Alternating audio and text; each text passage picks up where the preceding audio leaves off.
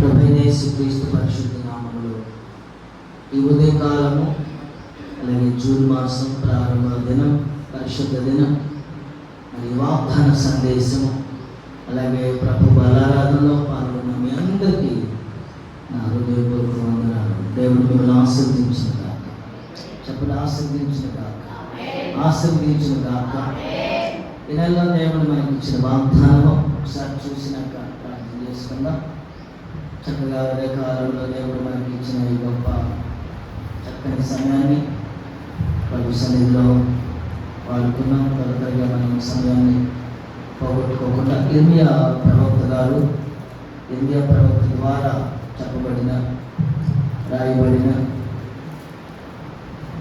వాగ్దానము 32వ అధ్యాయము అందరికీ అండి 41వ చరణం నేను చదివిన తర్వాత ఈ వాక్యం ఆధారంగా మీరు చదువు. ఇర్మియా గ్రంథము 32వ అధ్యాయము 41వ చరణంలో ఈరోజు వాగ్దానము, ఈ నెల జూన్ నెలలో ఏంటంటే, వారికి మేలు చేయటకు వారి యందు ఆనందించుచున్నాను. అందరూ స్తోత్రం చేయడమా, చప్పలు కొట్టి ప్రభువుని కనపరచుదామా. దేవుడు మనకు మేలు చేయటకు మన యందు ఆనందించుచున్నాడు. దేవుడు అంట మనకు మేలు చేయటకు, ఈ నెలలో మేలు చేయాలని దేవుడు అంట ఆనందించుచున్నాడు. దేవుని స్తోత్రం. మేలు, I will rejoice over them to do them good. దేవుడు మేలు చేయాలని ఆనందించడానికి సిద్ధంగా ఉన్నాడు. మే నెలంతలో కొన్ని సమస్యలు ఎదుర్కొని ఉంటాం, కొన్ని ఇబ్బందులు పడి ఉంటాం. అందుకే మనము మే నెలలో ప్రార్థన మాసంగా పెట్టుకుని ప్రతి దినం ప్రార్థన చేశాము. అందుకే దేవుడు జ్ఞాపకం చేసుకున్నాడు. దేవుని స్తోత్రం కలుగును గాక. ఎవరికి మేలు చేయాలనుకున్నాడంటే సంఘానికి. సంఘం అంటే విశ్వాసికి, ప్రతి విశ్వాసి కుటుంబానికి దేవుడు మేలు చేయాలని ఆయన ఆనందించుచున్నాడు. ఆయన ఆనందపరిచే వారికి దేవుడు ఏం చేస్తున్నాడంట, మేలు చేయబోతున్నాడు. మనకు మేలు అంటే మనం దేవుని సన్నిధిలో కొంచెం కష్టపడితే దేవుడు అంట ఆనందించి ఒట్టిగా మనల్ని విడిచిపెట్టాడట, మేలు చేయబోతున్నాడు. దేవునికి మహిమ కలుగును గాక. హల్లెలూయా. ఏప్రిల్ రాసిన పత్రిక 12వ అధ్యాయంలో మనం చదువుకుంటే, ఏప్రిల్ రాసిన పత్రిక 12వ అధ్యాయంలో మొదటి నుంచి చదువుకుంటే,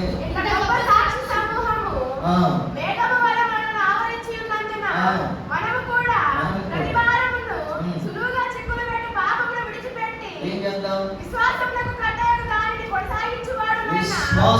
కర్తయైన ప్రభువైన యేసుక్రీస్తు సన్నిధిలో మనం కొనసాగుతుంటే, యేసు వైపు చూస్తూ ఉంటే మన ఎదుట ఒక గొప్ప పరుగు పందెం ఉందంట. దానిని మనం ఏం చేస్తామంట, పరుగు పందాన్ని ఛేదిస్తాం. దేవుని సన్నిధికి ప్రతిరోజు వస్తే దేవుడంట మన యందు ఆనందించి ఏం చేస్తాడట, మేలు చేస్తాడట. దేవునికి స్తోత్రం కలుగును గాక. హల్లెలూయా. నెల పుట్టినరోజులు ఉంటే, ఎవరైనా ఉంటే, లేకపోతే వివాహ దినాలు ఉన్నా ప్రార్థన చేద్దాం. తొందరగా నిలబడితే ప్రార్థన చేద్దాం. ఈ రోజున దేవుడు మనకు మాట ఇచ్చాడు. మాట ఇచ్చిన వాడు నమ్మదగిన దేవుడు, మాట తప్పని దేవుడు. దేవుని స్తోత్రం. ప్రార్థన చేద్దాం. అందరము ప్రార్థనలు ఏకీభవించుదాం. అందరూ కళ్ళు వేయండి, మోకరించండి. అందరి పుట్టినరోజు లేదమ్మా, పెళ్లి రోజు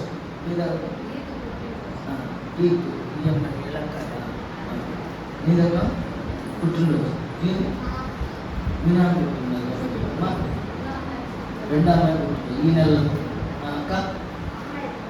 ఓకే, పెళ్లి రోజు ప్రార్థన చేద్దాం. అందరూ మోకరించగలిగిన వారు మోకరిస్తే, నెలలో పుట్టినరోజులు కానీ పెళ్లి దినాలు దేవుడు ఇచ్చున్నాడు. వారి కొరకు 1వ తారీఖు నుండి 30వ తారీఖు లోపు దేవుడు మీకు ఇచ్చిన పుట్టినరోజులు కానీ, పెళ్లి దినాలు కానీ, వివాహ దినాలు కానీ దేవుడు ఆస్వాదించినట్టుగా రెండు చేతులెత్తి స్వరమెత్తి స్తోత్రం చెల్లిద్దాం.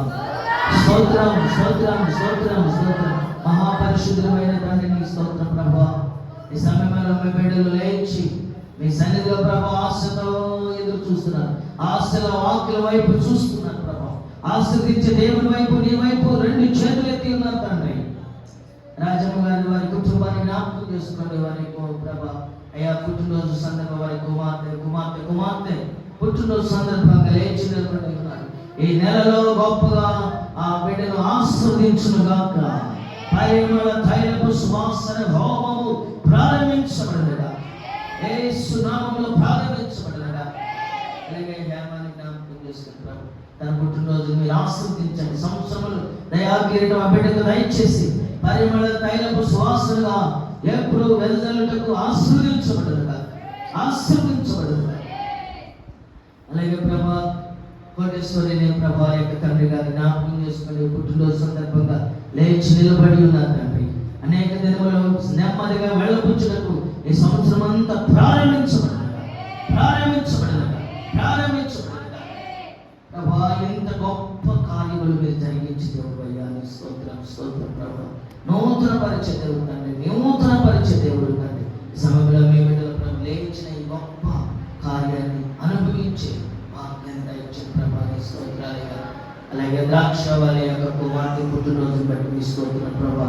బిడ్డను దీవించండి, ఆశీర్వదించండి. నెలలో పుట్టినరోజు ప్రభా కావాల్సిన సహాయం అందించండి, ఆరోగ్యంగా ఇచ్చండి, దీవించిన ప్రభా నీ స్తోత్రం. వనజ యొక్క ప్రభా వివాహ దినాన్ని బట్టి మీ స్తోత్రం ప్రభా. వారి దినముల ప్రభా అనేకమైన వివాహ దినములకు ప్రభా నెమ్మది కలుగు చేయబడదుగా. కుటుంబంలో ప్రభా అవసరాలను తీర్చబడదుగా. ఎప్పుడు నెమ్మదిగా ప్రభా, ఎప్పుడు సంతోషమును ఆనందమును అనుభవించుటకు ఈ ఆశీర్వాదాన్ని వారి గృహంలో ప్రభా తాండవింపు చేయమని కోరుకుంటున్నాం. అనేకమైన పెళ్లి దినాలు ఇలాగ సంవత్సరములు ప్రభా గతించుతున్నప్పుడు వారు వివాహ దినములు జరిపించుకోవడానికి వారికి దీర్ఘాయువుగా ఇచ్చిన వారికి వారి యొక్క యజమానులు జ్ఞాపకం చేస్తున్న ప్రభా మీకు స్తోత్రాలు. అలాగే ప్రభా వజ్రం యొక్క వారి కుమార్తె యొక్క ప్రభా వివాహ దినాన్ని బట్టి మీ స్తోత్రాలు. ఇలాంటి ప్రభా వివాహ దినములు జరిపించుకొని ప్రభా ఆ కుటుంబాన్ని ఎప్పుడు ప్రభా నెమ్మదిగా కుటుంబముగా మార్చండి, దీవించండి, కృప చూపించండి, ఆశీర్వదించండి, అవసరాలన్నీ తీర్చమని నిలబడిన ప్రతి బిడ్డలకు కావాల్సిన కృపను అనుగ్రహించమని యేసుక్రీస్తు నామములో అడుగుచున్నాము తండ్రి.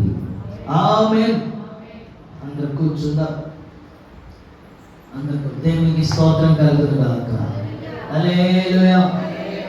ఏంటంటే ఈ నెల మనకి దేవుడు ఇచ్చిన వాగ్దానము, మనకంట మేలు చేయటకు మన యందు దేవుడు ఆనందించుచున్నాడు. ఏమి ఎంత గొప్ప పని చేసేవను దేవుని సన్నిధికి వచ్చి హృదయం తెరిచి రెండు చేతులు ఎంత చాపినందుకే దేవుడు అంట ఆనందిస్తున్నాడు. దేవుని స్తోత్రాలు. ఆయనకి ఏం మనం తీసుకొచ్చాం, ఏం తీసుకురాపోయినా హృదయాన్ని ఎరిగిన దేవుడు. అందుకని సామెతల్లో నేను కొన్ని వచ్చిన మీకు రిఫరెన్స్లు ఇచ్చేసి అసలు విషయాల్లోకి వెళ్తాను. సామెతలు 8వ అధ్యాయము, సామెత గ్రంథంలో 8వ అధ్యాయము మొదటి నుంచి కొంచెం చదువుకుంటాము.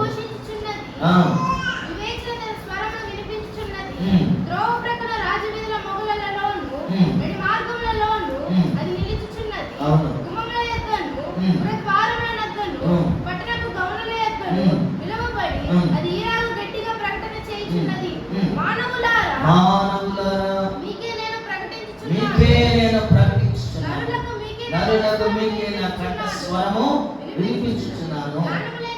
జ్ఞానము లేని వారులారా జ్ఞానం ఎట్టిదైనది తెలుసుకున్నాడు. బుద్ధిహీనులారా బుద్ధి ఎట్టి అయినదని యోచించి చూడుడి. నేను శ్రేష్టమైన సంగతులను చెప్పెదను వినుడి. దేవుని స్తోత్రం. నా పెదవులు యథార్థమైన మాటలు అట్లా మనం చెప్పుకుంటూ పోతే మనం మీకు ఎందుకంటే ఏ తండ్రి కుమార పరిశుద్ధాత్మను గురించి ఇవన్నీ రాయబడి ఉన్నాయి, తెలుసుకోవాలని నేను రిఫరెన్స్లు ఇచ్చి గబగబా ముందుకు సాగిపోతాను. మరియు అదే 23వ అధ్యాయము అదే సామెతల్లో ఇవన్నీ నేను వివరించాల్సినవి ఉన్నాయి. 23వ అధ్యాయము 24వ వచనం చదువుకుందాం. నీతిమంతుని తండ్రికి అధిక సంతోషము కలుగును, జ్ఞానము గల వానిని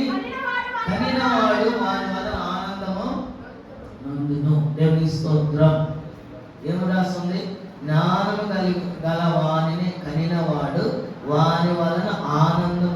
అంటే పుట్టుకతో జ్ఞానం ఉంటుందా? ఏమో స్కానింగ్ తీపించినాక సరిగ్గా జ్ఞానం లేదని, పిల్లోడికి జ్ఞానం లేదని అని తెలిసి ఉంటే ఏం చేస్తారు? లోపలే ఏం చేస్తారు? అభాషణ చేయించేస్తారు. జ్ఞానం ఎక్కడి నుంచి వచ్చిందంటే, ఎక్కడి నుంచి వచ్చిందట చెప్పండి? జ్ఞానం ఎక్కడి నుంచి వచ్చిందంటే దేవుని సన్నిధిలో నుండి వచ్చి. దేవుని స్తోత్రం. హల్లెలూయా. జ్ఞానము దేవుని దగ్గర నుంచి వచ్చింది కానీ మనుషుల దగ్గర నుంచి రాదు. మనం ఏ టైంలో పుట్టినా, కొంతమంది పుట్టిన గడియలు తీసుకుంటారు, ఆ గడియలు అక్కడ చూపిస్తారు. అవసరం లేదు. పుట్టిన నీవు దేవుని సన్నిధిలో దేవుని ఎరిగి దేవుని మందిరంలోకి వస్తూ ఉంటే దేవుడు జ్ఞానం ఇస్తాడు. దేవుని స్తోత్రం. అదే 29:17 చదువుదామా? 29:17. నీ కుమారుని శిక్షించిన అతడు నిన్ను సంతోషపరచును. చాలు. నీ కుమారుని శిక్షిస్తానంట, ఆడంట నీకేమిస్తాడు? సంతోషాన్ని ఇస్తాడు. వింటున్నారా అమ్మా? ఇంకా బైబిల్ తీసే దగ్గర ఉన్నారా? నీ కుమారుని ఏం చేయాలి ఇప్పుడు చెప్పండి? శిక్షిస్తే నీకు ఏం తెచ్చిపెట్టాడు? చెప్పండి అమ్మా. సంతోషాన్ని తెచ్చిపెట్టాడు. దేవుని స్తోత్రం. హల్లెలూయా, హల్లెలూయా. సంతోషాన్ని తేవాలంటే ముందు ఏముండాలంటే తగ్గింపు ఉండాలి, శిక్షించాలి. సంఘం కూడా శిక్షించాలి, గద్దింపు ఉండాలి. సంఘం ఎట్టన్న వాడిని సేవకుడు గద్దించలేదనుకో ఏమైంది? సంఘం ఏమైంది? సంఘం చెదిరిపోతుంది. మనం అనుకుంటాం ఎట్ట చేసి దేవుడు వస్తాడు. శిక్షించిన కుమారుడు ఏమవుతాడంట? తల్లిదండ్రుల్ని సంతోషించే. సంఘము తల్లిదండ్రులు ఎవరంటే తల్లి నీ ఉపదేశం అంటే, సేవకుడి యొక్క ఉపదేశం అంటే, దేవుని ఉపదేశం వినని వాడు ఏమవుతాడంటే సంతోషాన్ని అనుభవిస్తాడు. ప్రారంభంలో కొంచెం బాధకరంగా కనపడిద్దేమో కానీ దాన్ని పట్టుకున్న వాడు. ఒక మాస్టర్ గారు ఒక రోజున వారి పిల్లలకి పాఠాలు బోధిస్తున్నప్పుడు వాళ్ళకి ఈ ఆగస్టు, జనవరి ఇవి వస్తాయి కదా, ఆగస్టు 15, జనవరి 26 ఇలాంటివి వచ్చినప్పుడు మా పిల్లలందరూ, క్లాస్లో ఉన్న పిల్లలందరూ అంట మాస్టర్ గారి దగ్గరికి వచ్చి, మాస్టరు మేము మీకు ఒక గిఫ్ట్ ఇవ్వాలనుకుంటున్నాం. మేము పిల్లలందరూ డబ్బులు కలెక్ట్ చేసుకుని మీకు ఏ గిఫ్ట్ అయితే ఇష్టపడతారో తెలుసుకుందామని అడుగుతున్నామండి అంటే ఆయన అన్నాడంట, నాకెందుకు లేదా గిఫ్ట్, మీరు బాగా చదువుకుని బాగుండండిరా అన్నాడంట. అంటే పిల్లలంతా పట్టుబట్టారంట. కాదండి, మేమందరం మాకు కోరిక ఉంది, మీరు మీకు ఒక గిఫ్ట్ ఇవ్వాలని బాగా గట్టిగా అడిగినాక మాస్టర్ గారు అని అడిగాడంట, రా నాకేం గిఫ్ట్ ఇస్తారు కానీ ఒక పని చేయండి, మీరు ఎంత డబ్బులు కలెక్ట్ చేశారో ఆ డబ్బులతో వేలు బెత్తాలు కొనుక్కోండి. ఏం కొనుక్కున్నామన్నాడు? ఏం కొనుక్కున్నామన్నాడు? చెప్పండి. బెత్తాలు, కర్రలు. మాస్టర్ గారు ఉన్నాడు ఇక్కడ, జోసఫ్ మాస్టర్. బెత్తాలు అంటే 6 కొనుక్కున్నామంటే వాళ్ళు అన్నారంటే పిల్లలు, ఏంటంటే వాళ్ళు కూడా మమ్మల్ని వదిలిపెట్టవా, మేమేదో మీకు సంతోషంగా ఏదన్నా గిఫ్ట్ మీ ఇంట్లో ఏదో ఉపయోగపడతాం, మీరేది ఇష్టపడతారో బట్టలో ఏదో వస్తువు పొందామంటే మీరేంటంటే అంటే కూడా ఆ కర్రేరా నేను సంతోషపరిచేది రేపు. దేవుని స్తోత్రం. హల్లెలూయా. ఆ తత్వమేరా నేను రేపు ఉన్నత స్థితిలో పెట్టేది. అందుకు కొనుక్కోమన్నాడు. దేవుని స్తోత్రం. ఇప్పుడు మాకు పిల్లలు చదువు రాకుండా సరిగ్గా చదవకుండా ఉన్న పిల్లలకి రోజు ఆ మాస్టర్ రాకుండా ఉంటే బాగుంటుంది. వాళ్ళకేంటి ఎప్పటికప్పుడు దాటేసుకుంటాడు. మాస్టర్ ఎవరి కోసం కష్టపడుతుంది, బ్రతకమాడుతుంది? ఎవరి కోసం? వారి యొక్క భవిష్యత్తు. కొన్ని సంవత్సరాలు కష్టపడితే జీవితాంతం ప్రశాంతంగా తను ఆస్వాదించబడి అనేకులకు ఆశీర్వాదకరంగా ఉంటాడు. అబ్రహాము వలె. దేవుని స్తోత్రం కలుగును గాక. ఏప్రిల్ రాసిన పత్రిక 11వ అధ్యాయము 17వ వచనం చదువుకుందాం. ఏప్రిల్ రాసిన పత్రిక 11వ అధ్యాయము నాయకులు ఏం చేయాలంట? మీరు లెక్క ఒప్పు చెప్పని వలసిన వారి వలె 13వ అధ్యాయం 17 వచ్చాడు. నీ పైన నాయకులకు ఉన్న వారు లెక్క ఒప్పు చెప్పవలసిన వారి వలె మీ ఆత్మను కాయించిన వారు వారికంటే మీరు ఏం చేయాలంటే సేవకుడిని దుఃఖపరచకూడదు. ఏం పరచకూడదు? వారు దుఃఖముతో ఆ పని చేసిన ఎడల, సేవ చేసిన ఎడల నీకు నిష్ప్రయోజనము. ఏంటంటే నీకు నిష్ప్రయోజనము. సేవకుని ఏం చేయకూడదు? దుఃఖపరచకూడదంట. మేము ఏడుస్తామంటే మీకు అంటే ఏడవడం అంటే ఏడుపు అంటే దేవుని సంధిలో కుమ్మరించి ఏడుపు సంగతి కాదు. నేను మాట్లాడు మాకు ఏదైనా ఒక సమస్య వస్తే ప్రభు దగ్గర కన్నీరు కాస్తూ ఏడ్చేది అది కాదు నేను చెప్పు. సంఘములో గట్టిగా భోజనం చేసినప్పుడు ఇది కాకపోతే ఇంకోటి అని వెళ్ళిపోతాను చూడు, తిరుగుబాటు చేస్తాను చూడు, అప్పుడు మేము బాధపడితే అప్పుడు మీకేమైంది? ప్రయోజనంగా ఉండదు. దేవుని స్తోత్రం. సంఘం ఎప్పుడు సేవకుని అడుగుజాడలో మాట వింటుకుంటే అప్పుడు మీకు మేము ఆనందపరచబడిన సంఘం అంటే మేము ఆనందంగా ఉన్నప్పుడు అప్పుడు మీకు ప్రయోజనముగా ఉంటుంది. దేవుని స్తోత్రం కలుగును గాక. మేము సంతోషంగా ఉంటే అప్పుడు మీకు దీవెన కలిగింది. ఆమె చెప్పండి.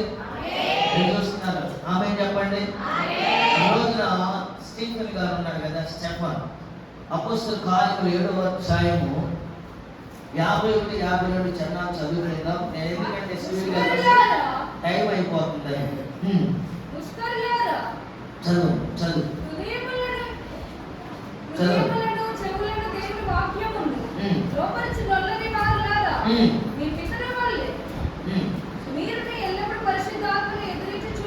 పరిశుద్ధాత్మ అంట కొందరు సంఘములో ఎదిరిస్తున్నారు. మీ పితరుల వలె మీరు ఎల్లప్పుడూ పరిశుద్ధాత్మ ఎదిరించుచున్నారు. మీ పితరులు ప్రవక్తలలో ఎవరిని హింసింపక ఎదిరి ఆ నీతిమంతుల రాకకు వచ్చి ముందు తెలిపిన వారిని చంపి ఆయనను మీరు ఇప్పుడు అప్పగించి హత్య చేసిన వారైంది.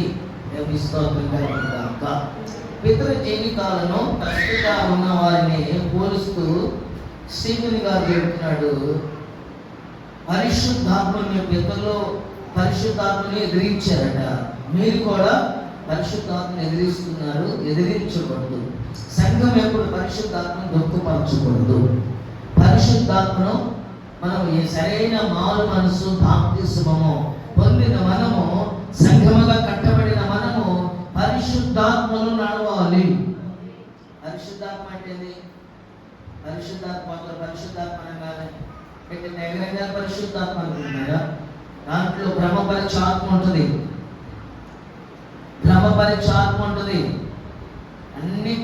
అన్ని పరిశుద్ధాత్మ అనుకోబాకండి.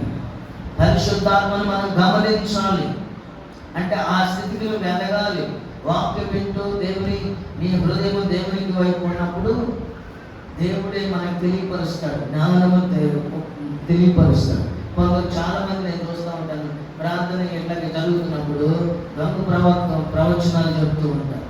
మనకు తెలిసిపోవాలి ఎవరెలా చెప్తారో దాన్ని గుర్తుపట్టగలగాలి. ఇక్కడ ఉన్న ఒకసారి అననీయ సభ్యులు ఉన్నారు ఇద్దరు. పేతురు గారి దగ్గరకు వచ్చి ఆ రోజున అపోస్తుల పాదాల దగ్గర వాళ్ళ దగ్గర ఉన్న ఆస్తిని పెడతా ఉండేవాళ్ళు. ఎంత పొలం ఉన్నా సరే వాళ్ళు ఒప్పుకుంటారట. వాళ్ళ దగ్గర ఆస్తి ఉన్నది, మందిరంలో సమర్పించుకుంటామని చెప్పుకుంటారు. అననీయ సభ్యులు ఉన్నారు. పరిశుద్ధాత్మ ఏం చేశారు? వాళ్ళు మోసపరిచి. అపోస్తుల కార్యములు 5వ అధ్యాయంలో ఉంటుంది. అపోస్తుల కార్యములు 5వ అధ్యాయంలో తీయండి. అననీయ అనే ఒక మనుషుడు తన భార్య అయిన సఫీరాతో ఏకమై పొలం అమ్మాడు. ఎందుకమ్మారు? అపోస్తులు ఏమైనా తెమ్మన్నారా? పేతురు గారు ఏమైనా తెమ్మన్నాడా? దేవుని దగ్గర మనం ఒప్పుకున్న దాన్ని మనం ఏం చేయాలంటే అది చెయ్యాలి. దేవుని దగ్గర అది ప్రసంగిలో ఉంది.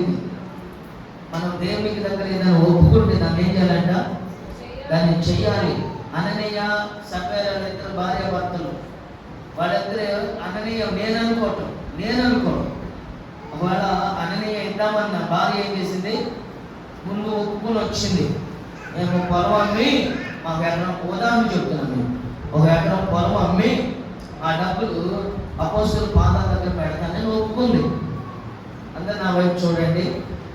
ఆ డబ్బులన్నీ ఎకరం పొలం అమ్మి డబ్బులు పెడతానని ఇద్దరు భార్యాభర్తలు ఇద్దరు దేవుని సేవ ఒప్పుకుని వెళ్ళారు. పొలం అమ్మారు.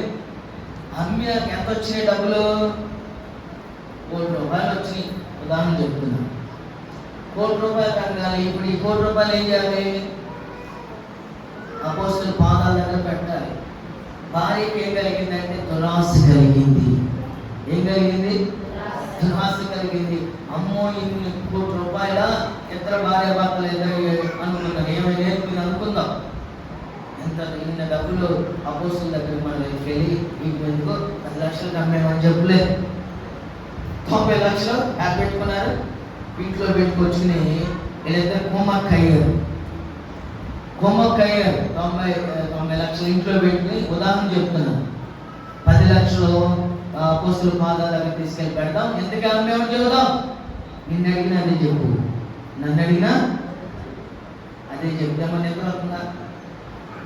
అదే లైవ్ వస్తుంది. 10 లక్షలకే అమ్మాను అని చెప్పుకున్నాం. నిన్ను అడిగినదే చెప్పు, నన్ను అడిగినదే చెప్పు అని ఇద్దరు చెప్పుకుని ఇద్దరు మాట్లాడుకుని ఇద్దరు రాళ్ళ ఒకళ్ళ ముందు ఒకళ్ళ వెనక. ముందు అన్నయ్య గారు వచ్చాడు. అధ్యాయం మొత్తం చదివితే కనపడింది. వచ్చి అపోస్తలుల దగ్గరికి వెళ్ళి, అయ్యా ఎందుకే ఎత్తుకెళ్ళి ఆయన పాదాల దగ్గర పెట్టారట. పెట్టగానే పరిశుద్ధాత్మను కలిగిన దేవుని యొక్క సేవకుడికి దేవుడు తెలియపరుస్తాడు. ఆమేన్, ఆమేన్. ఇంట్లో ఏం చేస్తున్నావో, ఎట్లా ఉన్నావో, ఏం చేయబోతున్నావో దేవుని సేవకుడు, పరిశుద్ధాత్మతో నింపబడిన సేవకుడు దేవుడు తెలియపరుస్తాడు. వచ్చి ఆ 10 లక్షలు ఇవ్వగానే పేతురు గారు అన్నాడు, అన్నయ్య నీ పొలమును ఎందుకే అమ్మేవా అన్నప్పుడు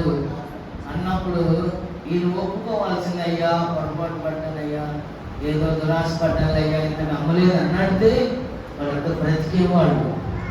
పరిశుద్ధాత్మ ఏం చేశారు? వీళ్ళు పరిశుద్ధాత్మ మోసపరిచేది, దేవుడిని మోసపరిచేది. అందుకనే దేవుని మోసపోకుడి, దేవుడు ఎక్కిరించబడ్డాడు. మనుషుడా ఏది విత్తుతావో లేకపోతే ఏది ఉత్తమమో నువ్వు తెలుసుకోవాలి. లేదు ఏది విత్తుతావో ఆ పంటను కోస్తాం. వచ్చాడు ఎందుకు అమ్మాను అనగానే వెంటనే అవును ఇంతకే ఆమెని చెప్తే అందుకు పేతురు ప్రభు యొక్క ఆజ్ఞలను ఎప్పుడు ఏం చేస్తున్నారు? వీళ్ళు గుచ్చుతున్నారు అనమాట, శోధిస్తున్నారా. మీరిద్దరు ఎందుకు దురాత్మతో ఏకీభవించుకుంటున్నారు? ఇదిగో ఇంకా రాలేదట. ముందు ఈ యాంగు తెలియదు. మొదట ఆయన అన్నయ్య గారు వెంటనే అబద్ధం చెప్పాడు, అక్కడే పడి తెచ్చిపోయాడు. మరి నా వైపు చూడండి, ఎప్పుడైతే చదివినప్పుడే చూడాలి. మీ వల్ల నాకు మైండ్ పోతుంది. చదివినప్పుడే చూడాలి వాక్యాన్ని. తర్వాత దేవుని మాటలు వింటే ఆశీర్వదించబడతారు. దేవుని స్తోత్రం. అబద్ధం చెప్పాడు, వెంటనే ఏమైపోయాడు? ఈ సంగతి ఆమెకు తెలియదు. ఆమె మరలా ఇద్దరు కుమ్మక్కయ్యారుగా. ఆమె వచ్చి మరలా ఇదే మాట చెప్పింది. అప్పుడు ఈ మాట చెప్పింది, నీ పెనుడి యొక్క దేహాన్ని పాతి పెట్టిన వారి పాదాలేక రాలేదు. దేవునికి స్తోత్రం కలుగును గాక. ఆ తర్వాత ఏమి కూడా అబద్ధం చెప్పింది, చనిపోయింది. అందుకని పరిశుద్ధాత్మను మనం ఏం చేయకూడదట? మోసం చేయకూడదు, దుఃఖపరచకూడదు, మోసం చేయకూడదు. ఇర్మియా గ్రంథం 11వ అధ్యాయము 17వ చరణంలో ఒక మాట చదువుతూ మనం ముందుకు సాగిపోదాం.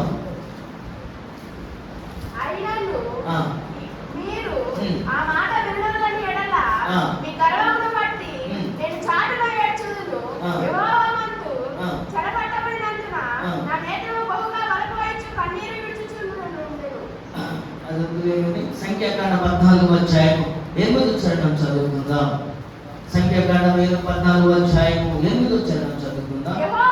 ఆ. మన యందు ఆనందించిన ఎడల యెహోవా అంట మన యందు ఆనందించిన ఆ ఎడల దేశములో ఆ దేశములో మనను చేర్చి దానిని మనకిస్తాడు. దేవుని స్తోత్రం కలుగును గాక. దేవుడు మన యందు ఆనందించిన ఎడల ఆ దేశమును, ఏ దేశం అంటే పాలు తేనెలు ప్రవహించే దేశమును మనకిస్తాడట. దేవుడు మన ఎడల ఆనందించిన ఎడల దేవుడు అంట మనకు దేశమును దేవుడు స్వతంత్రించుకునేటట్టుగా దేవుడు ఆశీర్వదిస్తాడట. దేవుని స్తోత్రం.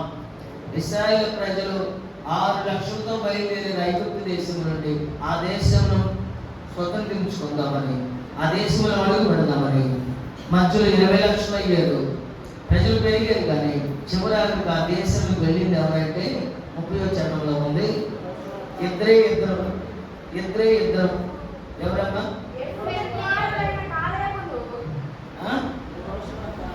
యెహోషువ, కాలేబు లేదా యెహోషువ ఇద్దరే స్వతంత్రించుకున్నారు. 30వ చరణంలో మీరు ఇంటికి చదువుకోండి. దేవుని స్తోత్రం కలుగును గాక. హల్లెలూయా. అంతమంది ప్రజలకు ఎంతమంది వెళ్ళారు? ఆ దేశంలో స్వతంత్రించుకోవడానికి దేవుడు మనలను సిద్ధపరచును గాక. దేవుడు మన ఎడల ఆనందించును గాక. ఆనందించును గాక. ఆనందించును గాక. ఆనందించును గాక. ఆనందించును గాక.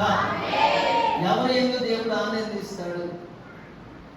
ఎవరి యందు దేవుడు ఆనందిస్తాడు? 10వ అధ్యాయం 9వ చరణం చదవండి. రాజు రాసిన మొదటి గ్రంథం 10వ అధ్యాయము 9వ చరణం చదువుకుంటే 10వ అధ్యాయం 9వ చరణం. నీ యందు ఆనందించి నిన్ను ఇశ్రాయేలు మీద రాజుగా నియమించిన నీ దేవుడైన యెహోవాకు స్తోత్రం కలుగును గాక. ఆవిడ శాశ్వత ప్రేమ ఇచ్చిన గనుక నీతి న్యాయములను అనుసరించి రాజకార్యములు జరిగించిన ఆయన నిన్ను నియమించిన. దేవుని స్తోత్రం. దావీదు యందు దేవుడు ఆనందించబడ్డాడు. దేవుని స్తోత్రం కలుగును గాక. తన కుమారుడు యందు దేవుడు ఆనందించబడ్డాడు. సొలొమోను గారి మాటలు రాయబడి ఇక్కడ. షేబా దేశపు రాణి తెలుసుకుని రాజుగారి గురించి ఎందంట, కానీ నిన్నలు కొంచెమే, కానీ వచ్చి చూస్తే ఎట్లా ఉంది? కొంతమంది మనం చెప్పేది ఎట్లుండాలంటే దేవుని బిడ్డలో చెప్పింది కొంచెం ఉండాలి, మనలో పని ఎంత ఉండాలి? అంత ఉండాలి. పని ఏమో ఎంత చెప్పేదేమో అంత ఉండకూడదు. కొంతమంది చెప్పుకునేది ఎంత ఉంటుందంటే ఎక్కువ ఉంటుంది, పని చూడకపోతే కొంతమంది అది కూడా ఉండదు. దేవుడు మన యందు దావీదు గారి ఎడల దేవుడు ఆనందించాడు. సొలొమోను ఎడల దేవుడు ఆనందించాడు. ఈ ఉదయ కాలంలో మన ఎడల దేవుడు ఆనందించుగాక. ఆనందించుగాక. ఇది ఉపదేశకాండము 10వ అధ్యాయం 15వ చరణంలో మనం ఒక మాట చదువుకుందాం. ఇంకా నేను అసలు విషయాలు రాలేదు, త్వరగా వస్తాను. 10వ అధ్యాయం 15వ చరణం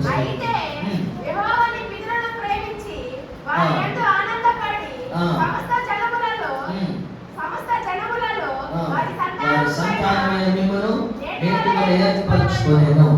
మన పితరులను దేవుడు ప్రేమించినట్లుగా దేవుడు మనల్ని ప్రేమించాడు. మన సంతానాన్ని దేవుడు ఆశీర్వదించబడను గాక, కృప చూపించబడను గాక.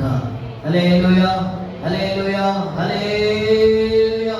ఈ వాక్యంలో 3 ఆశీర్వాదాలు దేవుడు మీ అందరికి అనుగ్రహించుగా. ఇది మొదలుకొని దేవుడు నా యందు ఆనందించును గాక. చెప్పండి, ఇది మొదలుకొని దేవుడు నా యందు ఆనందించును గాక. ఆనందించును గాక. ఇది మొదలుకొని నేను ఆరాధించుతున్న దేవుడు ఆనందించును గాక. ఆమేన్. ఆయన వ్యతిరేకంగా చేసిన పనులు కూడా ఆనందిస్తాడా? నిద్రపోతే ఆనందిస్తాడా? మొదటి మాట ఈ నెలలో దేవుడు మనకి ఇచ్చిన మొదటి మాట కీర్తనలు 23వ చరణం చదువుకుందాం. ఇక్కడి నుంచి చాలా ప్రాముఖ్యమైన మాటలు. ఒకరి నడత యెహోవా చేతనే సిద్ధపరచబడింది, వారి ప్రవర్తన చూసి ఆయన ఆనందించును. దేవుని స్తోత్రం. ఒక్కరి నడత యెహోవా చేతనే స్థిరపరచబడింది, వారి ప్రవర్తన చూచి దేవుడు ఆనందిస్తాడు. మన ప్రవర్తన ఎట్లా ఉంది? మందిరంలో రకం కొట్టారు, బయటకు వెళ్ళాక ఇవన్నీ చెప్పకూడదు. ఇక్కడే పరిశుద్ధత, ఇక బయటకు వెళ్తే పరిశుద్ధత లేకుండా జీవించకూడదు. ఒకరి నడత దేవుని చేతని సిద్ధపరచబడింది, వారి ప్రవర్తన చూసి దేవుడు ఏం చేస్తాడు? ఆనందిస్తాడు. ఈ నెలలో కాదు, ఈ రోజు నుంచి ప్రారంభించుగా మన జీవితాన్ని, మన ప్రవర్తన చూసి దేవుడు ఆనందించుగాక. మీరు వచ్చి ప్రార్థన చేయండి. మేము ఎంత గట్టిగా ప్రార్థన చేసి, కోసి ప్రార్థన చేసినా, నెట్టి ప్రార్థన చేసినా, ఎన్ని చేసినా మన ప్రవర్తనను బట్టి దేవుడు ఏమిస్తాడు? మనకి ప్రవర్తన ఫలం ఉంది, తెలుసా మీకు? ప్రవర్తన ఫలము, ఆ ప్రవర్తన ఫలాన్ని దేవుడు మనల్ని నడిపించబడుగాక.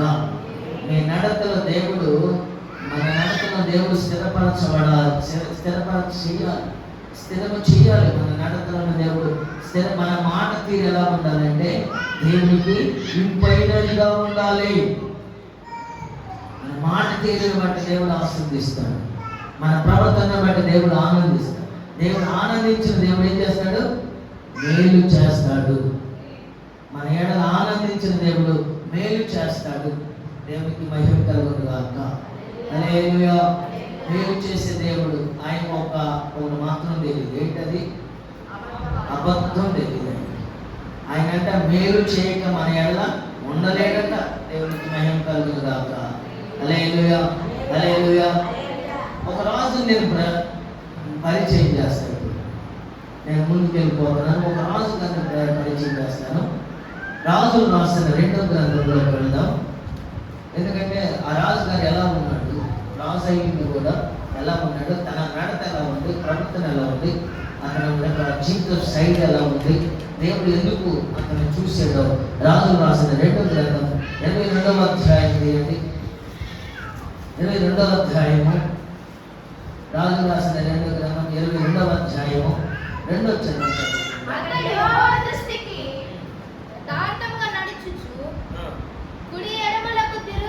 జాగ్రత్తగా మనం పరిశీలించుదాం. చదివేటప్పుడే మీరు చూడాలి, తర్వాత మీరు జాగ్రత్తగా ఆలోచన. అతడు యెహోవా దృష్టికి యథార్థముగా నడుచుచు కుడి ఎడమలకు తిరగక తన పితరులకు దావీదు చూపిన ప్రవర్తనకు సరిగా ప్రవర్తించింది. దేవుని స్తోత్రం చెప్పండి. అందరూ చెప్పండి, స్తోత్రం చెప్పండి. హల్లెలూయా, హల్లెలూయా. ఈ పేరేంటి తెలుసా? ఈ పేరేంటి? యోషియా. ఏం పేరు? అందరూ చెప్పండి. ఏం పేరు? యోషియా. 8 సంవత్సరాలప్పుడే సింహాసనం ఎక్కాడు. అది దినవృత్తాంతాలు 2 ఏలాభారం ఇచ్చినప్పుడు 8వ సంవత్సరం. 8వ సంవత్సరానికి సింహాసనం ఎక్కాడు. ఇంకొక 8 సంవత్సరాలకి ఏం చేశాడు? దేవస్తంభాలను బాగుపెట్టి, నేను అవన్నీ ఇప్పుడు నేను చెప్పడానికి సమయం లేదు, కానీ అసలు నేను ఆ వైపు వెళ్ళట్లేదు. ఈ యొక్క ప్రవర్తన గురించి చూస్తే ఇతను యెహోవా దృష్టికి ఎలా ఉన్నాడు? ఎవరి దృష్టికి? మనుషుల దృష్టి కాదు. మనుషులు డబ్బులు ఇస్తే ఏం చేస్తారు? డబ్బులు పడేస్తే ఏం చేస్తారు? మనకు తెలియదేంటి? డబ్బులు పడేస్తే ఏం చేస్తారు? అన్ని అబద్ధాలు చెప్పారు. అవతల నిజంగా నలుగురు కలిసి అడిగితే ఏమైంది? అబద్ధం కూడా నిజమే. నలుగురు కలిసి చెప్పాను అనుకో, అది నిజమైంది. అబద్ధాన్ని కూడా డబ్బులు లొంగిపోతారు. కానీ ఎవరి దగ్గర అయినా దేవుని దగ్గర ఏం సంపాదించుకున్నాడట? యెహోవా దృష్టికి యథార్థంగా నడుచు కుడి ఎడమలకు తిరగక. కుడి ఎడమలంటే దాని అర్థము లోకంలో పడిపోక లేవటం కాదు, పడిపోవడం. 8 సంవత్సరాలప్పుడు దేవుడు ఎదుగుతున్నాడు. 16 ఏటలో యవనస్తుడు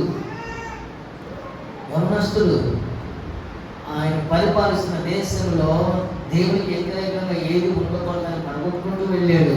ఆయన ప్రవర్తన రాజుగారు, మరి ఆయన రాజు, కొందరు రాజులు బట్టి దేవుడు ఆనందించాడు, కొందరు రాజులను బట్టి దేవుడు దుఃఖపడ్డాడు. ఇప్పుడు మన ఎడల మనం చూద్దాం. మన ఎడల దేవుడు ఆనందిస్తున్నాడా లేదా? మనం మేలు ఎందుకు కలగట్లేదు? ఆయన మరి అన్ని వాగ్దానాలు దేవుడు ఇచ్చాడు. అన్ని అబ్రహాం దగ్గర నుంచి వాగ్దానాలు ప్రారంభించబడి ఇన్ని వాగ్దానాలు అబ్రహాంకి ఇచ్చిన ఎన్ని వాగ్దానాలు ఉన్నాయో, మరి బైబిల్ గ్రంథంలో ఉన్న వాగ్దానాలన్నీలో ఒక వాగ్దానాన్ని మనం ఎందుకు సంపాదించుకోలేకపోతున్నామంటే దేవుడిని మనం ఏం చేస్తున్నాము, ఆయన ఆనందపరచలేకపోతున్నాం. ఆయన అడుగుతుంది ఏంది, ఏమో వెండి బంగారం తెమ్మంటున్నాడా? ఆయనకి ఏమిచ్చి మనం దర్శించగలం? ఏమి ఇవ్వలేమే. ఆయన ఏమంటున్నాడు, సన్నిధికి రా, యథార్థముగా ఉండు. అంతే నేను కోరుకుంటుంది ఆయన. నీ హృదయాన్ని ప్రభువుకి ఇవ్వడం అంటే ఏంటి? లోకంలో సగం రోజులు ఇటు సగం అటు, బయటకు వెళ్తే ఒక రకంగా, లోపలికి వస్తే ఒక రకంగా కాదు. ఈ మాట జాగ్రత్తగా వింటున్నారో లేదో తెలియదు కానీ, ఒకవేళ మన సమయం ఎంత ఉందో తెలియదు కానీ, ఈ ఉదయకాలంలో ఈ మాటలు, ఈ వాగ్దానం నువ్వు పొందుకొనును గాక.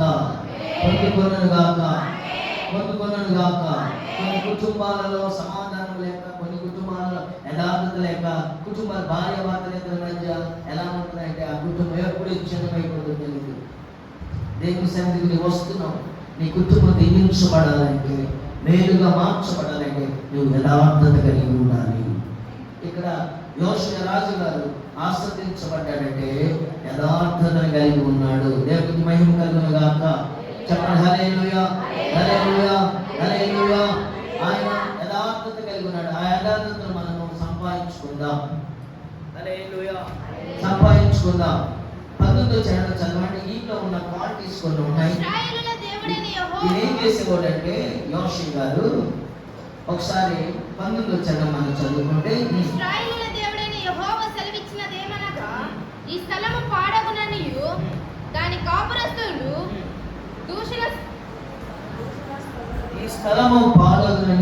కాపురస్తులు దూషణాస్పదులగుననియు నేను చెప్పిన మాటల్ని ఆలకించి, ఏంటంటే ఏం కలిగి ఉన్నాడు ఈయన? మెత్తని మనస్సును. దేవుని స్తోత్రం. ఇంకేముంది? దేవుని సన్నిధిలో ప్రార్థించుకున్నాడు. ఏ హృదయంతో, ఏ మనసుతో?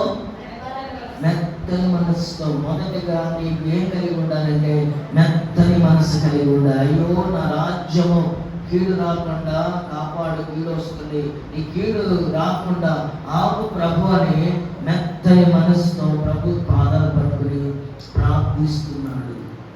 ఏదో మనం వెళ్తున్నాం వస్తున్నాం, మన జీవితం ఇంతేనా అనుకుంటే నువ్వు ఆడేమంటావు?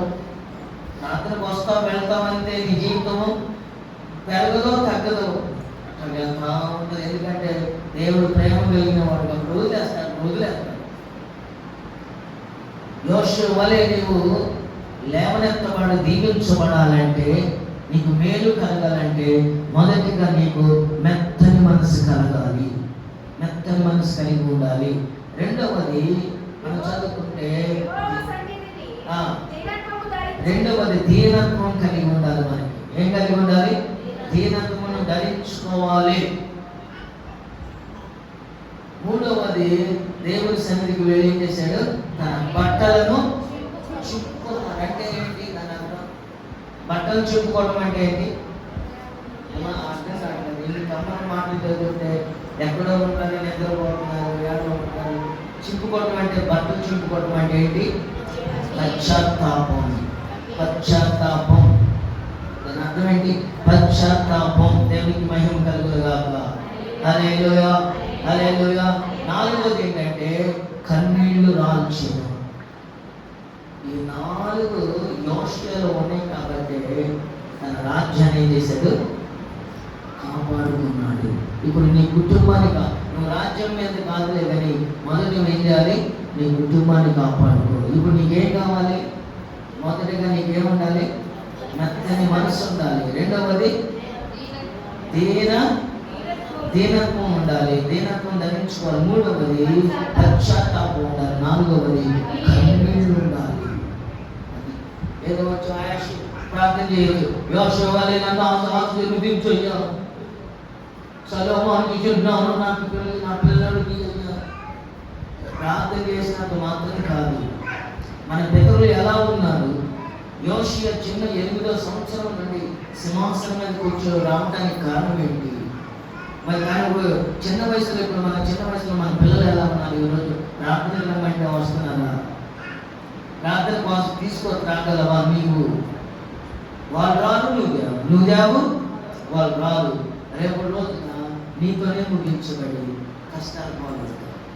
ఏదో కొద్ది గొప్ప ప్రాంతంకి వస్తున్నావు కాబట్టి దేవుడు నీకు కొద్ది గొప్ప కనిపిస్తున్నాడు. రేపు అది కూడా లేదండి, ఏమైపోతావు తెలియదు. దేవునికి స్తోత్రం. ఇప్పుడు నువ్వు వస్తున్నావు, నీ భర్త గురించి నువ్వేం చేయాలి? ఇప్పుడు నీ భర్త మారలేదు, ఏం చేయాలి? మెత్తని మనసుతో ప్రభువుని అడగాలి, దీన మనసును ధరించుకోవాలి, పశ్చాత్తాపడాలి, కన్నీరు కారుస్తే దేవుడు నీ భర్తను పౌలు కంటే గొప్పవాడేం కాదుగా. నీ భర్తను ప్రభు నువ్వు సరిగ్గా ఉంటే నీ ప్రవర్తన బట్టి నీ భర్త ఏమవుతాడు? మారు మనసు పొందుకుంటాడు. పేతురుగా చెబుతాడు, నువ్వు సరిగ్గా ఉంటే నీ భర్తను దేవుడు వస్తాడు. ఎంతమందిని చూస్తున్నాం ప్రపంచంలో? మనం ఈరోజు మన ప్రవర్తన బాగాక కొంతమంది ప్రార్థన కూడా రాదు. ఎందుకంటే నువ్వు వెళ్ళి ఆశీర్వదించబడ్డావా, నువ్వేమాత్రం ఉండవో, మేము ఉండడానికి అంటున్నాం. మనం సరిగ్గా ఉన్నాయి. ఈ రోజు నుండి నడుము కట్టుకోండి, దేవుడు మిమ్మల్ని యోషువ వలె పైకి లేవనెత్తబోతున్నాడు. చెప్పండి హల్లెలూయా, హల్లెలూయా. రాబోయే కీడును ఎరువు వచ్చాను చదవండి.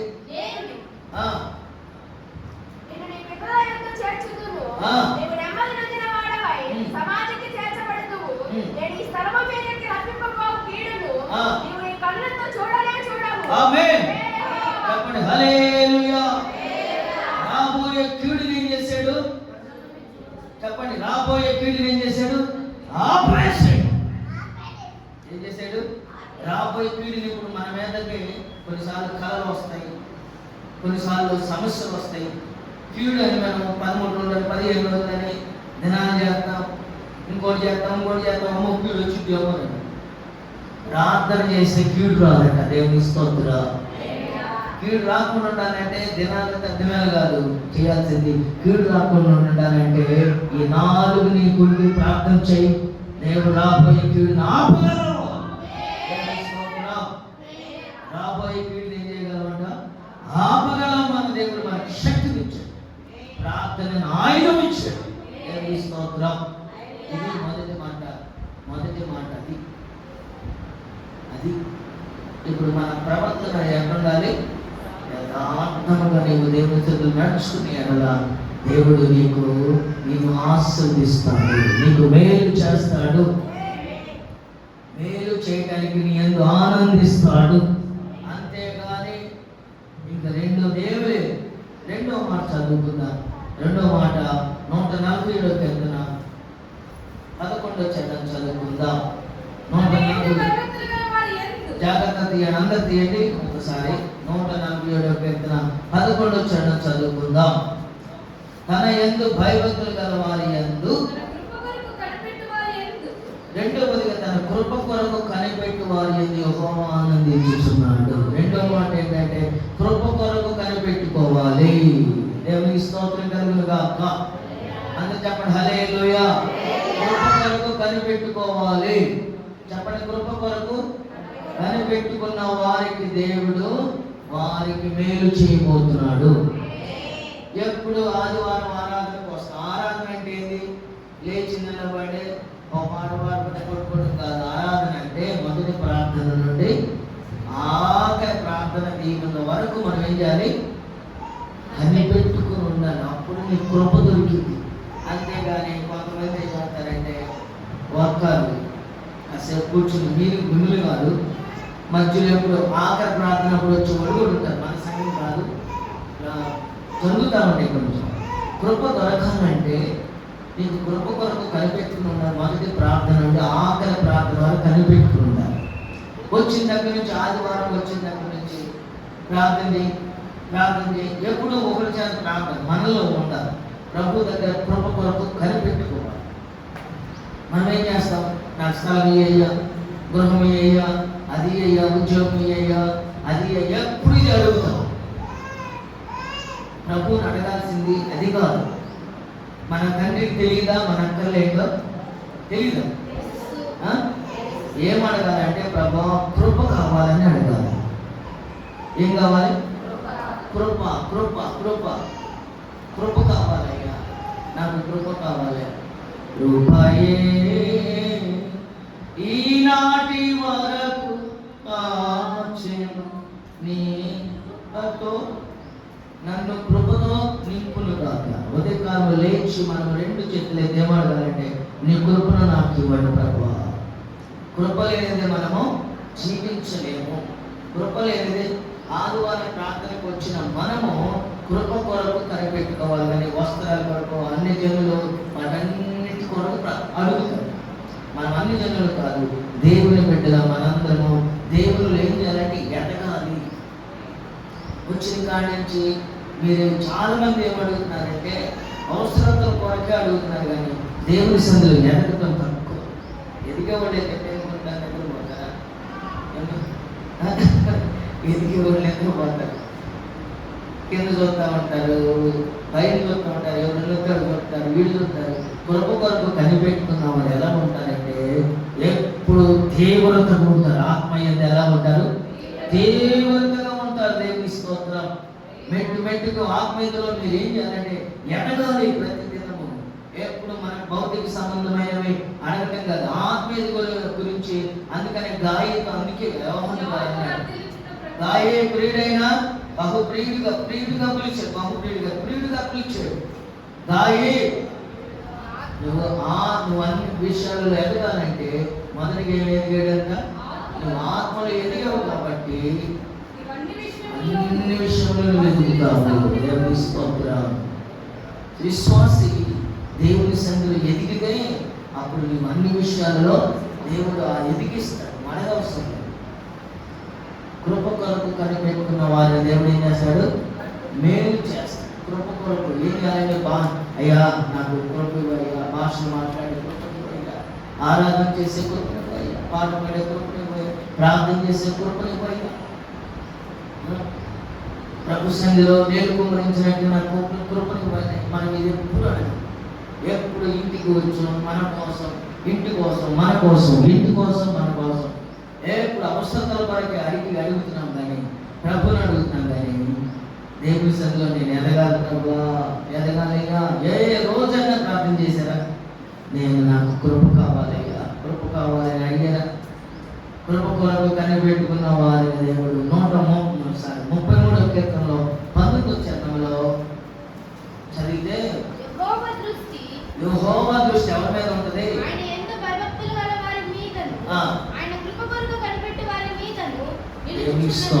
యెహోవా దేవుని దృష్టి ఎవరి మీద ఉంటుందట? కృప కొరకు కనిపెట్టుకున్న వారి మీద దేవుని దృష్టి ఉంటుంది. ఇప్పుడు నీ అవసరం, ఇంట్లో అవసరాలు వచ్చాలు లేవయ్యా అన్న వారి గురించి మీద ఉండదు. ఎప్పుడు కృప కొరకు కనిపెట్టుకున్న వారి మీద దేవుని దృష్టి ఉంటుంది. హల్లెలూయా.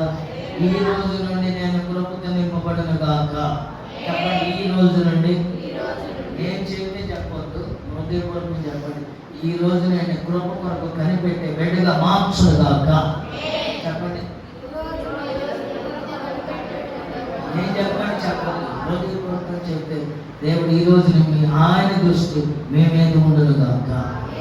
అంతేగాని మనం ఎన్ని ప్రయత్నాలు చేసి ఎన్ని చేసినా ఆయన కృపలేదే మనము బ్రతకలేము, జీవించలేము. మనం అందుకే పొందుకోలేము. లేట్ అవుతుంది. కారణాలు ఇవే. లేట్ అవుతానికి కొంతమందికి త్వరగా పొందుకున్నారు. మనం ఏంటి 30 ఏళ్ళ నుంచి ప్రార్థనకు వస్తున్నాం, కానీ అక్కడే ఉన్నాం. ఎక్కడున్నా ఇంచు జరగల. ఎందుకని? ఎప్పుడు దాని గురించి ప్రార్థన చేయి, ప్రార్థన మన పిల్లలు జ్వరం వచ్చిందయ్యా, నా పిల్లలకి అది కాదు, చేయగాలి. దేవుని సన్నిధిలో ఎదగాలి. కృప కొరకు నేను కనిపెట్టుకోవాలని ఎవరు కూడా ఈ మాటకే రావట్లే. ఎప్పుడు భౌతిక సంబంధమే. అందుకని మనం దేవుడు అంటే మనం పట్టించుకోకపోవటానికి. మన దేవుడు చాలా మంది అంటారు, అనుకుంటారు మన దేవుడు చిన్న దేవుళ్ళే. ఏంటి కొంతమంది బాగా వేసి అంటారు, కొంతమంది మన దేవుడు చిన్న దేవుడా? ఆయన భూమి ఆకాశములను సృష్టించి ఆయన అసలు అవి ఏర్పరచుకు ముందే ఆయన ఉన్నాడు. పురాతన కాలం నుండి శాశ్వత కాలం వరకు ఉన్న దేవుడు. దేవుని స్తోత్రం. హల్లెలూయా. అసలు కృప అంటే ఏమిటంటే గలతీయులకు రాసిన పత్రిక 2వ అధ్యాయము 9 చరణం చదవండి త్వరగా. ఇంకొక మాటలోకి వెళ్ళిపోదాం. గలాతీయులకు రాసిన పత్రిక 2వ అధ్యాయము 9వ చరణం.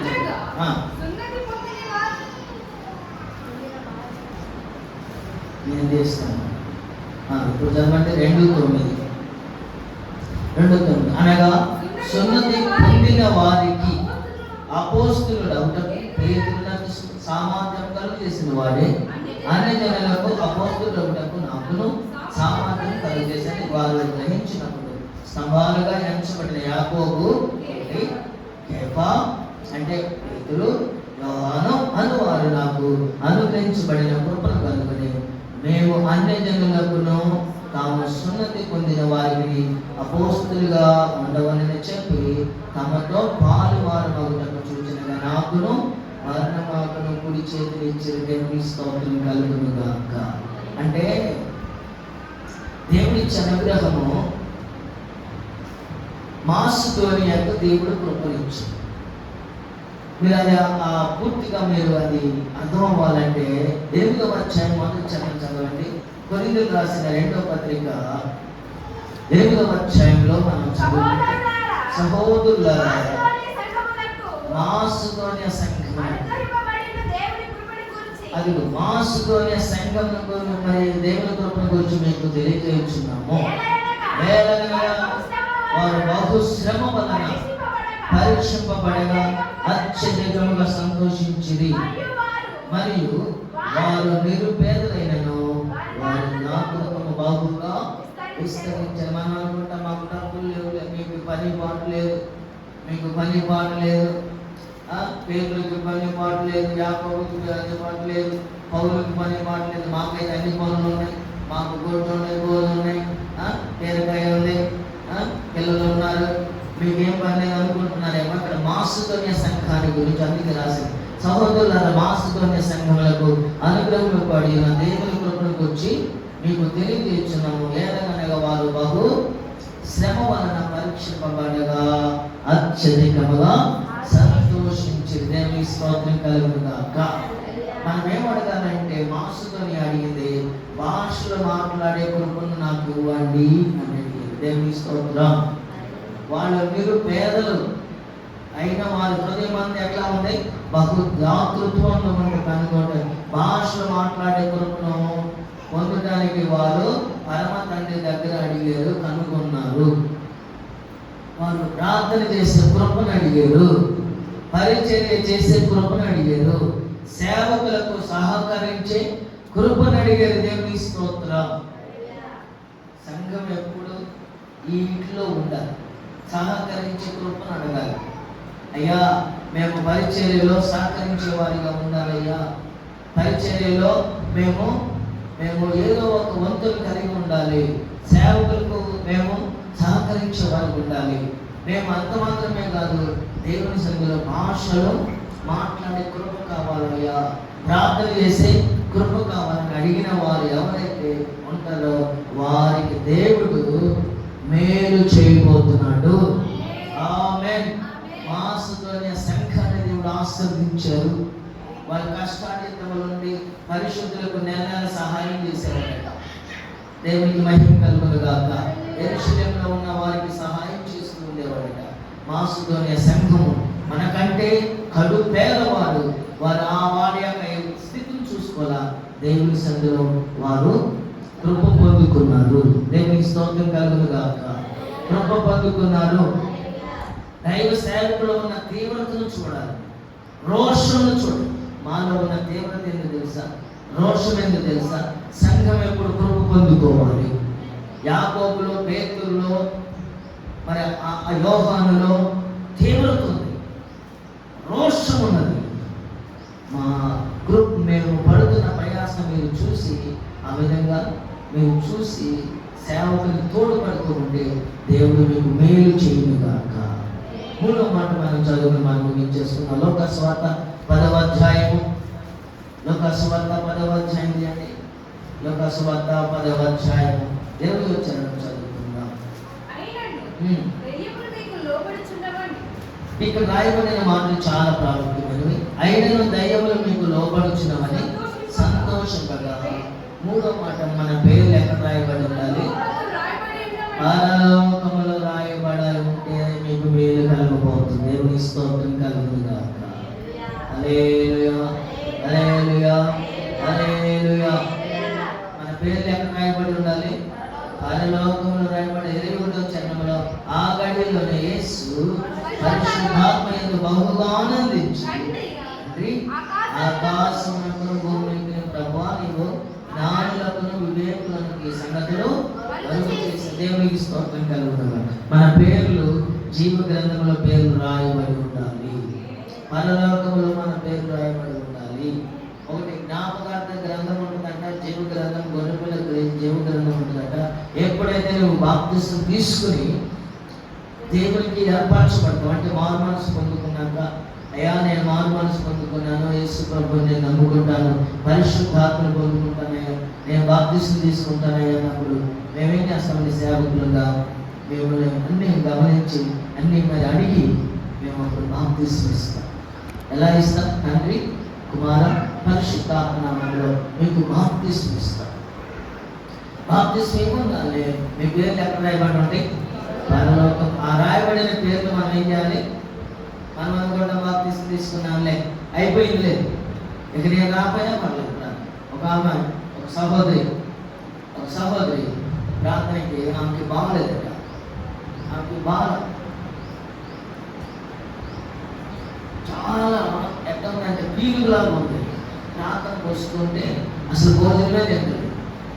మరి వాళ్ళకి ఎట్లా తెలిసిందో ప్రార్థనకు తీసుకొస్తున్నారంటే అన్ని జనుల నుండి వచ్చింది. అమ్మాయి వస్తూ ఉన్నప్పుడు కొంచెం ఇంకా బాగుంది. మరి రోజు ప్రార్థనలో ఉండటం వల్ల దేవుడు ఏం చేశాడంటే ఆ సహోదరుని బాగు చేసిన తర్వాత ఆ సహోదరి మెల్లగా అసలు ఏమి తిన్న మనిషి మెల్లమెల్లగా ఒక ఇడ్లీ నుంచి ప్రారంభించి, ఒక రోజు ఒక ఇడ్లీ తిందంట, రెండో రోజు 2 ఇడ్లీ, మూడో రోజు 3 ఇడ్లీ, అట్లా ఇక అన్నం తింటా ఇక మామూలు మనిషిగా తయారైంది. అప్పుడు ఎట్లా ఉందంటే అది 18 ఏళ్ళ అమ్మాయి 60 ఏళ్ళలా ఉందంట. అట్లా ఉన్న అమ్మాయి ప్రభు సన్నిధిలో చక్కగా అందరూ మనకులాగానే పుష్టిగా ఉండేది. ఇక తర్వాత కొన్ని ఆదివారాలు అయిపోయి ఆమె బాగుపడిన తర్వాత ప్రార్థనకు రావడం మానేసి ఒక రోజున సేవకుడు ఆమె ఎదురొచ్చి సేవకుడికి ఆమె ఎదురొచ్చింది. ఏంటమ్మా ప్రార్థనకు రావడం లేదమ్మా, దేవుడు నీకు ఎంత మేలు చేశాడు, నీకు ఎంతో అసలు ఏ పరిస్థితిలో ఉన్నామంటే, ఇంకెందుకయ్యా ప్రార్థనకి బాగుపడ్డానుగా, ఈరోజు బాప్తిసం తీసుకున్నాం. దేని కొరకు? పక్కన వాళ్ళు తీసుకున్నారేనో, ముందు వాళ్ళు తీసుకున్నారేనో, బాప్తిసం తీసుకున్నాం. కానీ మన పేర్లు బాప్తిసం తీసుకున్న పరలోకంలో రాయబడతాయి, కానీ అవి నిలుపుకోవాలి. ఎలా ఉండాలంటే మత్తయి సువార్త 3వ అధ్యాయము 17వ చరణంలో యేసు ప్రభు గురించి రాయబడిన మాట మనం చదువుకుంటే, మత్తయి సువార్త, ఇదిగో ఈయన నా ప్రియ కుమారుడు, ఈయన యందు నేను ఆనందించుచున్న దేవుని స్తోత్రం. ఆకాశంలో మన గురించి యేసు ప్రభు ఏమో వాళ్ళకి ఏం చేయాలంట?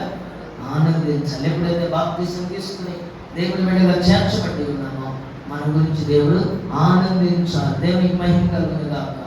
హల్లెలూయా, హల్లెలూయా, హల్లెలూయా. అదే లూకాసు వార్తలో 15వ అధ్యాయం 4 నుండి, లూకాసు వార్త 15వ అధ్యాయం 4 నుంచి 7 చరణాలు చదివితే అక్కడ గొర్రెల గురించి రాయబడింది. 100 గొర్రెలు కలిగి 100 గొర్రెలు ఉన్నాయి, వాటిలో ఒకటి తప్పిపోయిన ఎడల విడిచిపెట్టి తప్పిపోయిన గొర్రె దొరికినంత వరకు దానిని వెతకడా. దేవుని స్తోత్రం. ఈరోజున ఇప్పుడు గొర్రె అంటే నీవు నేనే కదా. తప్పిపోతున్న గొర్రెల కొరకు ప్రభు 2 చేతులు చాపి ఉన్నాడు. జీవ గ్రంథంలోని పేరు రాయబడిన నీ పేరుని నిలుపుకునే బాధ్యత నీదే. దేవునికి స్తోత్రం కలుగును గాక. తప్పిపోయిన గొర్రె అలాగే ఒక ఆమెకి 10 వెండి నాణ్యాలు ఉంటే ఒకటి ఏం చేసుకుంది? పోగొట్టుకుంటే ఆమె ఏం చేసింది? దీపం వెలిగించి, అదే 15వ అధ్యాయంలో 8వ చరణంలో ఉంటుంది, మీరు ఇంటికి వెళ్ళి చదువుకోండి. మళ్ళీ ఇంకో మాట ఏంటంటే 11వ చరణంలో తప్పిపోయిన కుమారుడు ఏమయ్యాడు? తిరిగి మనం ఒకసారి 2 సార్లు తప్పిపోయినా మళ్ళీ ఏం చేయాలంటే ప్రభు సన్నిధిలోకి మనం రావాలి. దేవునికి స్తోత్రం కలుగుతుంది కాక. ఎన్నో చరణం 15. తప్పిపోయిన కుమారుడు వలె తిరిగి తండ్రి దగ్గరికి వచ్చిందే తండ్రి ఏం చేస్తాడు? హత్తుకుంటే నీ జీవ గ్రంథం పేరు మన సిద్ధపరిచి ఉంచుతాడు. మన లోకములు ఎట్లా ఉందంటే పరిస్థితి, ఇప్పుడు లోకములు ఎట్లా ఉందంటే చాలా మంది బాప్తిసం తీసుకుంటున్నారు కానీ నిలుపుకోలేకపోతున్నారు. ఇప్పుడు మనము బాప్తిసం తీసుకున్నాం నీవు ప్రతి నెల, అసలు ప్రతి ఆదివారం ఇవ్వాలి లెక్క ప్రకారం అయితే. ఇప్పుడు మనము ప్రతి నెల ఇస్తున్నాం. ఈ నెలలో ఇప్పుడు ఏం చేయాలంటే ప్రభు బలారంలో పాల్గొనాలి. దీన్ని చెయ్యాలి.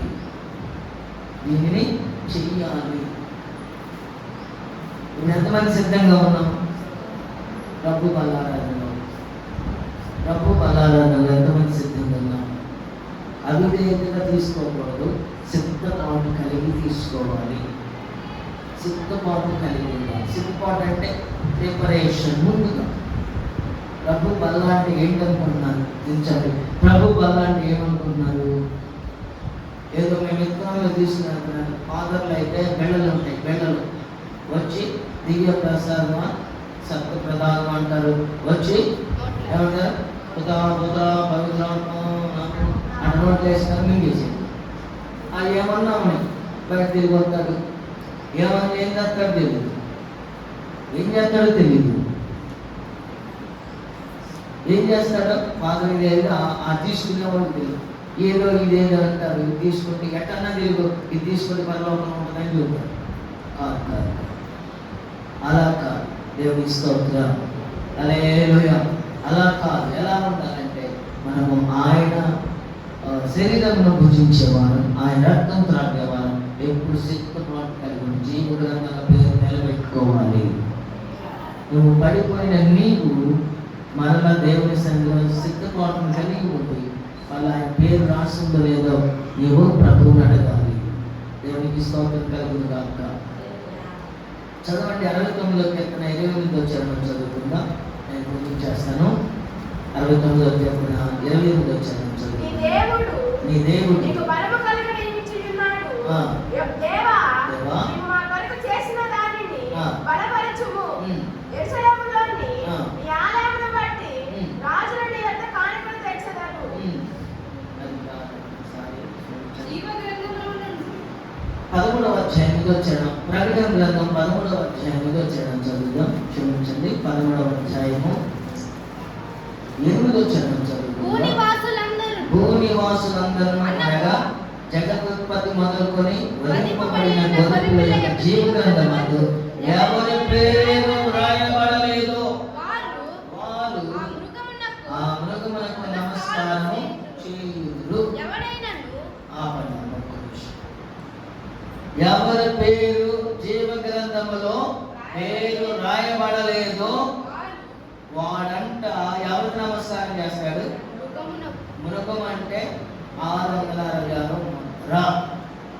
666 ముద్ర. ఇవన్నీ మాకు ఎందుకయ్యా బాబు? మాకు అసలు శని వాకు మీద వెళ్ళి మళ్ళీ ప్రకటన గ్రంథానికి వెళ్ళేవు. జీవ గ్రంథంలోని పేరు రాయకపోతే వాడికి ఇక శ్రమ. దేవునికి స్తోత్రం. జీవ గ్రంథంలో పేరును మనం ఏం చేయాలంటే విశ్వాసులము నిలబెట్టుకోవాలి. ఈ నెలలో ప్రభుని అడుగుదాం.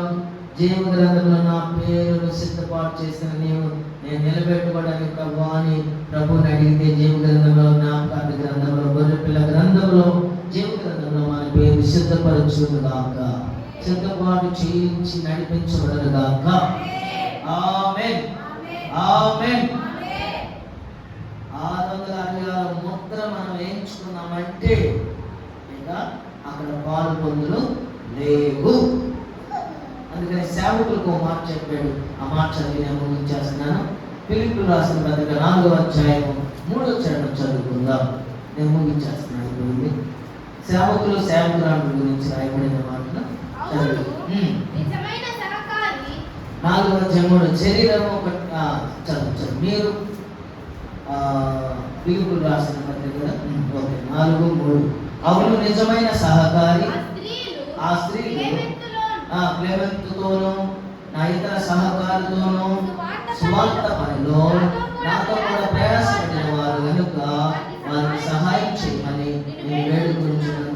ఆ సహకారుల పేర్లు జీవితంలో రాయబడి ఉన్నవి. దేవుని స్తోత్రం కలుగును గాక. హల్లెలూయా, హల్లెలూయా. సేవకుల పేర్లు, ఎవరైతే నిజమైన సహకారులు ఉంటారో, దేవుని సేవకులకు తోడ్పడతారో, వారి పేర్లు జీవ గ్రంథంలో రాయబడినందుకు ఆనందించబడిన గాక. ఆమేన్. మొదటి మనం మూలవాక్యం ఏంటి చదువుకున్న మూలవాక్యం, మేలు చేయుటకు వారిని ఆనందిస్తున్నాడు. ఈ వాగ్దానము మన హృదయంలో ఈ నెలలో నుంచి ప్రారంభించబడింది గాక. ఆమేన్. జీవ గ్రంథంలో మన పేరు సిద్ధపాటును ఏర్పరచుకునేటట్లుగా మనము ప్రభు దగ్గర అడుగుదాక. అడుగుదాం. జీవ గ్రంథంలో మన పేరు ఉండాలంటే మనము బాప్తిసం తీసుకున్న నీకు ఎలా ఉండాలి? ప్రభు బల్లారలో మనం ఇప్పుడు తెల్లారి ఇచ్చిన సిద్ధపాటు కలిగి ఉండాలి. నేను సిద్ధపాటు లేదు అంటాను లేదు. ఫ్రమ్ ద బిగినింగ్, ప్రారంభం నువ్వు ఎప్పుడైతే ముగించే ఆఫీస్